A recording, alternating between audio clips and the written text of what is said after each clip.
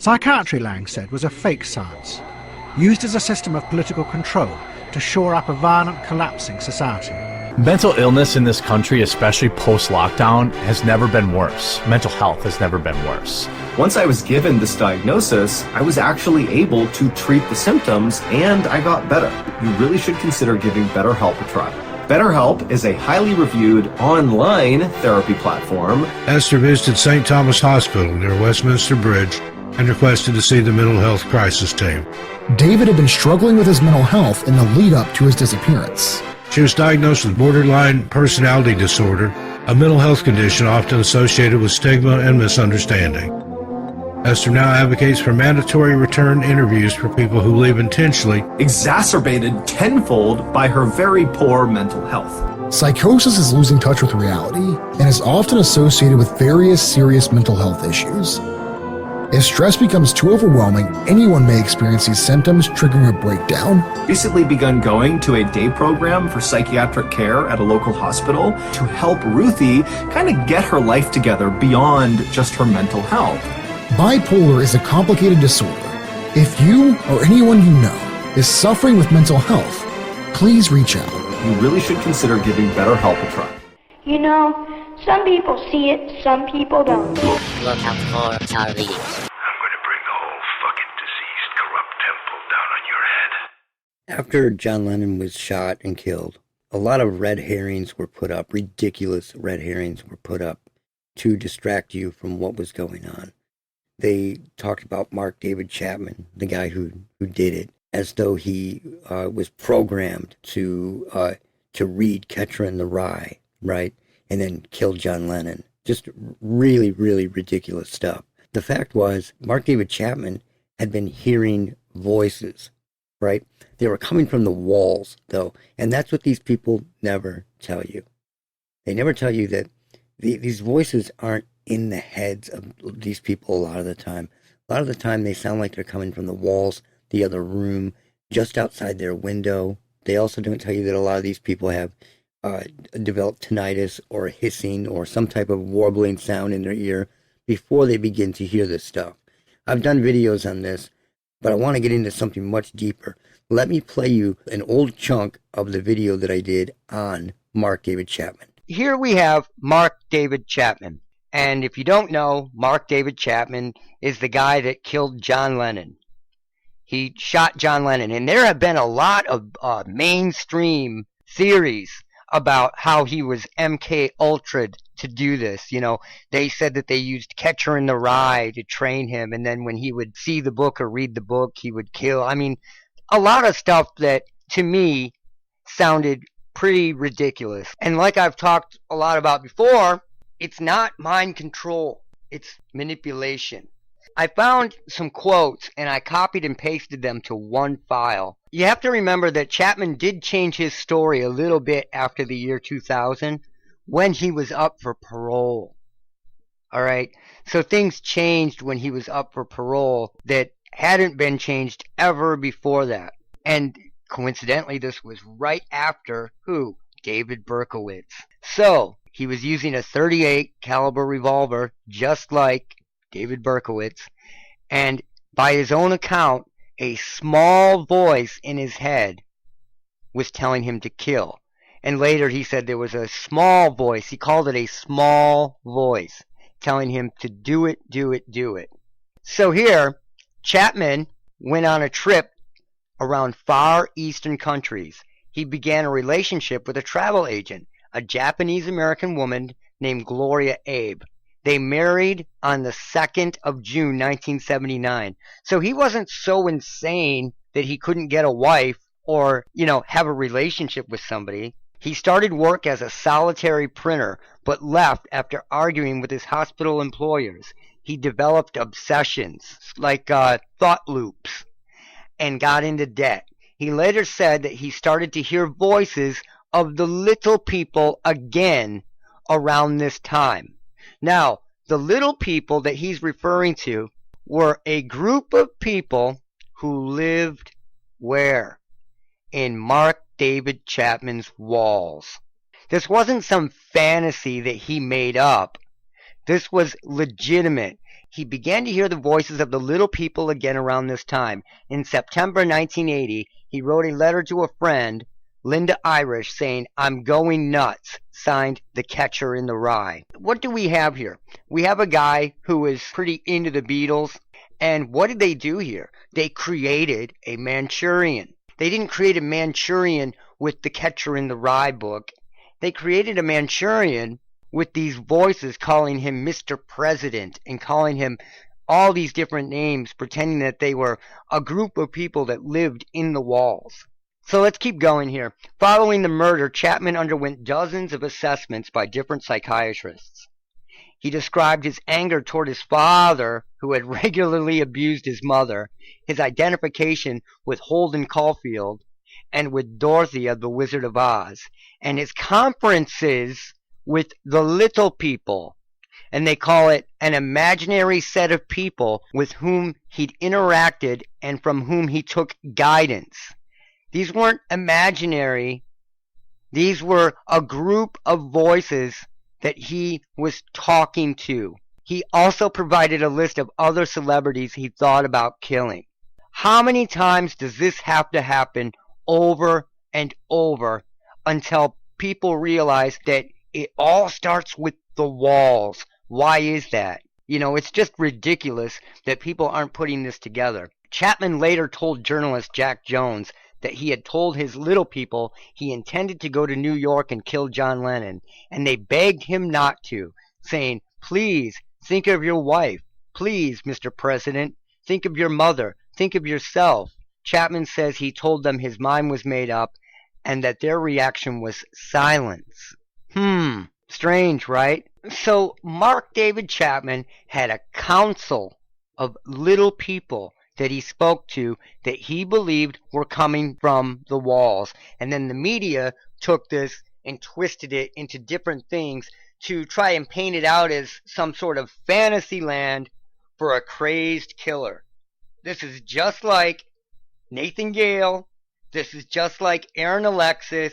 This is just like every other case. It's imperative to remember that up until just not even 10 years ago, it was pretty normal for people to hear what some people refer to as the lollipop people.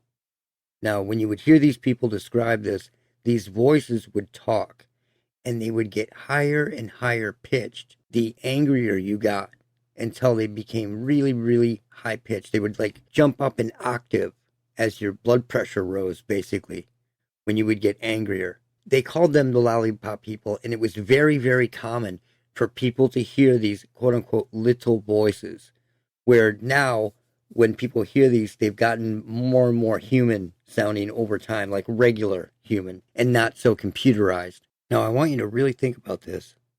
What are the odds that two guys become Beatles, right? Rock star Beatles. It's very, very slim. Now, what are the odds that two guys are targeted and attacked by people who are hearing voices telling them to kill this person? This is the case of George Harrison. Both John Lennon and George Harrison were attacked by voice hearers. The guy who came into George Harrison's house and stabbed him was a guy that began to hear voices and believed it was Paul McCartney, but then found out that it was Paul McCartney talking, but George Harrison was forcing him to do it. So this guy was hearing multiple voices. And strangely, it all went away after he did the deed, so to speak. Both of them attacked by people hearing voices. What are the odds? I've talked about this many, many times, but the guy who did this, that attacked George Harrison, says here, he is not somebody who wanted to kill, but he was driven to it, says his psychiatrist. His name was Michael Abram. The guy's name was Michael Abram. It sounds all kooky when you hear it like this. He was led to believe that the Beatles were practitioners of black magic. Now, why would he believe that? Because he was hearing these voices, right? This is the same thing that Mark David Chapman went through, exactly. And how they did it was by telling him that it was the Beatles doing it to him. It says right here, Abram believed that Paul McCartney was in his head, tormenting him. he realized that it was George Harrison behind this, telling Paul McCartney what to do. That means there was a second voice that came in and pretended to be George Harrison. That's how this works. So they tried to off two Beatles, knowing that Harrison already had cancer. They were probably like, well, fuck it, let's see if we can get this guy to kill him. See if he goes out this way. What are the odds that two different voice hearers tries to take out two guys from the same band? Come on, man. I have talked about this exact same script over and over. These voices will tell people that their neighbors or relatives or, co-workers, your boss, whatever the script is, and torment these people as this person until the person lashes out to try to stop it because they're being driven nuts with it. Just like his psychiatrist said, he didn't want to kill, he was driven to kill. So this guy is being tormented by Paul McCartney 24 hours a day, the voice of Paul McCartney, allegedly, right? And then right at the end, right when it counts, it turns into George Harrison. Another voice comes in, and it turns out that it's George Harrison behind it, like it's some Scooby-Doo episode or something, right? So the guy goes after George Harrison to end it. It's just madness that this happens over and over, and they cover it up with this crap. And back in the 80s, the early 80s, they couldn't get away with the mental health bullshit that they get away with now in the last 20, 25 years. Even during the time, I think it was 2000 or 1999 or 2000 when Harrison was attacked. Back in the 80s, they couldn't get away with the same mental health narrative bullshit. So they actually came up with theories that Mark David Chapman was being totally mind controlled by something. But so they blamed it on Catcher in the Rye and these other red herrings where, in the George Harrison case, the mental health narrative had evolved in such a way where they could just blame it on mental health. When it was clearly voices telling this guy, tormenting this guy, until he lashed out and did something about it. This is a typical script. The Beatles were used for all kinds of ops before this, way back in the 60s and the 70s. They were used for all kinds of operations, social operations, all types of operations. That's what music is for. And then later on, it's as if they started turning the ops on the Beatles, because that's exactly what happened. One of the biggest ops that the Beatles did, it's not even remembered. And I'm not talking about Pete Best here, the first drummer. I'm talking about a drummer that they had to suddenly hire to come on tour with them. That was a total and complete operation. The guy's name was Jimmy Nickel, okay? Now, what this was supposed to do was to get an entire generation of kids that were new to rock and roll, kids from the suburbs, to go out and buy instruments. And most importantly, to chase that rainbow of turning their music into a career by becoming rock stars. So the story was that Ringo Starr suddenly collapsed from tonsillitis, while they hire this kid from the streets, Jimmy Nickel, right, who was probably one of the session players for the Beatles in reality, right? And he went out and played the Beatles songs with them. And it was supposed to make it look like any kid from the streets could pack up and join a band like the Beatles at any time. And it got a whole generation of kids to lose their way and follow this set up rock and roll dream, fooling kids into buying these instruments and chasing this. But the Jimmy Nichols operation was a big operation, even though it only lasted like 2 weeks or something. It was a big operation. Anybody could become a rock star at any time. They did all types of psychological ops throughout the Beatles years. But the craziest thing is at the end, they turned around and went after the Beatles with psychological operations, like these voice hearers that came and attacked them. You really have to remember this, that in the days of Amityville Horror, Son of Sam, the Mark David Chapman case with John Lennon, this was all brand new. Herbert Mullen from California, John Linley Frazier from both of them were from Santa Cruz, California. People weren't just hearing voices and snapping. It began right then, and now it's gone full blown, but this was all brand new. David Berkowitz hearing demons and voices, and all of these people, voice hearers, and motiveless crime. That's when all of this seemingly motiveless crime began. And each one of them or hearing the either the voice of God or being tormented by someone.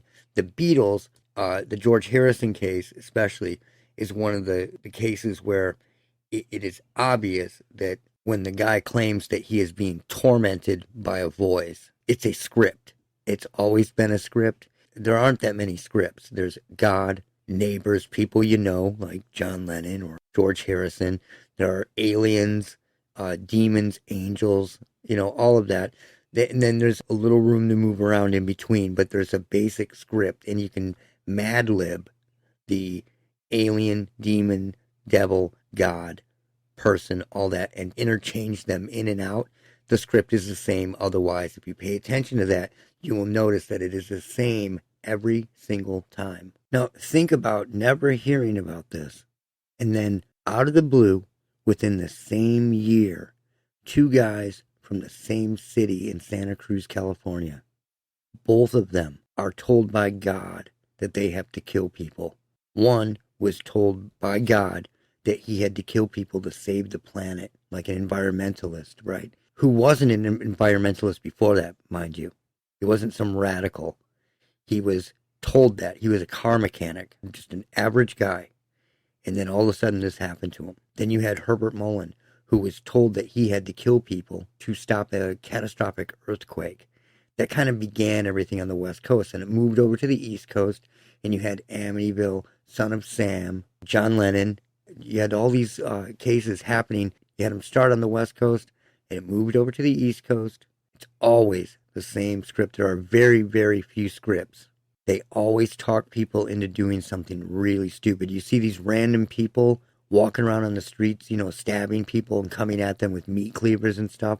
Most of those people are sensitized to weaponized RF. That's why they're behaving that way. You have to remember that this did not happen before. This all started within some people's lifetime. I'm a little too young, but some people have been alive for all of it. And that's it for now. Look out for Charlie.